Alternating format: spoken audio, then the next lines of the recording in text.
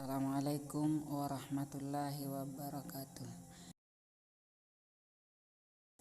Keberhasilan seorang pemimpin pembelajaran ketika mampu mengambil suatu keputusan yang efektif secara langsung atau tidak langsung akan menentukan arah dan tujuan menjadi pemimpin pembelajaran yang bijak, yang tentunya berdampak kepada mutu pendidikan yang didapatkan murid-murid di kelas. Sebagai langkah simpel dalam pengambilan keputusan ketika berada dalam situasi rumit adalah keterampilan pengambilan keputusan yang cerdas, reflektif, kritis, dan kreatif dalam proses untuk dapat membedakan situasi dilema etika dan situasi bujukan moral. Pertama, melalui komunitas praktisi yang telah ada, saya akan melakukan pengimbasan kepada rekan-rekan sejawat saya perihal materi-materi yang telah saya dapatkan pada pendidikan guru penggerak ini, terkhusus materi tentang keterampilan pengambilan keputusan yang efektif.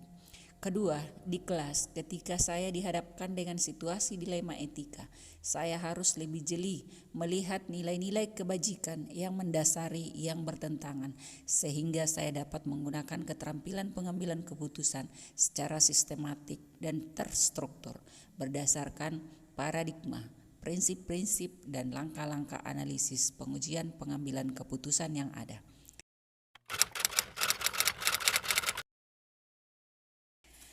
Pengambilan keputusan dapat dinilai dengan melihat kualitas dari sebuah keputusan dan bagaimana penerimaan bagi penerima keputusan.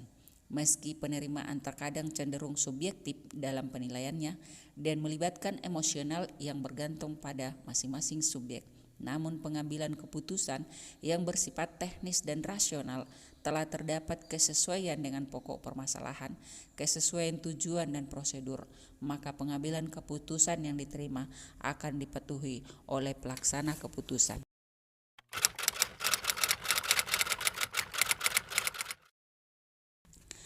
Karena keseharian saya berada di sekolah, sudah tentu saya akan meminta bantuan kepada kepala sekolah dan wakil kepala sekolah bagian kurikulum untuk senantiasa mendampingi saya perihal pengambilan keputusan bijak sebagai pemimpin pembelajaran dalam mengatasi masalah yang nantinya akan dihadapi di sekolah, sekaligus akan menjadi teman diskusi untuk menentukan apakah langkah-langkah yang saya ambil telah tepat dan efektif.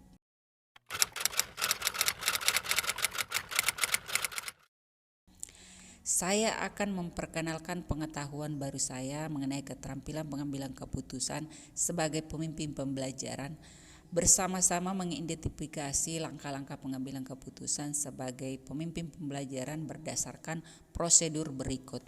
Pertama, mengelompokkan pertentangan yang ada pada situasi dilema yang terjadi, lalu merelevansikan dengan 4 paradigma dilema etika, yaitu individu lawan masyarakat, rasa keadilan lawan rasa kasihan, kebenaran lawan kesetiaan, jangka pendek lawan jangka panjang. Kedua, melakukan prinsip revolusi dengan memilih salah satu dari 3 prinsip penyelesaian dilema, yaitu berpikir berbasis hasil akhir, atau berpikir berbasis peraturan, atau berpikir berbasis rasa peduli. Ketiga, untuk memastikan ketepatan pengambilan keputusan, dilakukan pengujian dengan 9 langkah analisis pengambilan keputusan, mengenali nilai-nilai yang saling bertentangan, menentukan siapa yang terlibat, mengumpulkan fakta-fakta yang ada, pengujian benar salah, menentukan paradigma benar lawan benar, menentukan prinsip berpikir, menentukan opsi trilema, mengambil keputusan, merefleksi keputusan yang diambil.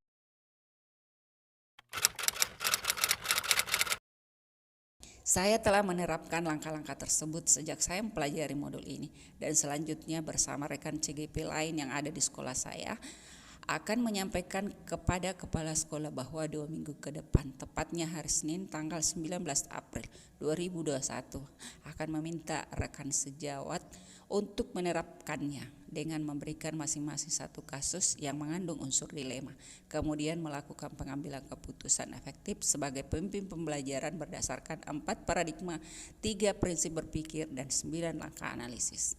Semoga video ini bermanfaat. Sebagaimana kutipan Albert Einstein, janganlah berjuang untuk menjadi orang sukses, namun berjuanglah untuk menjadi orang yang bermanfaat. Terima kasih.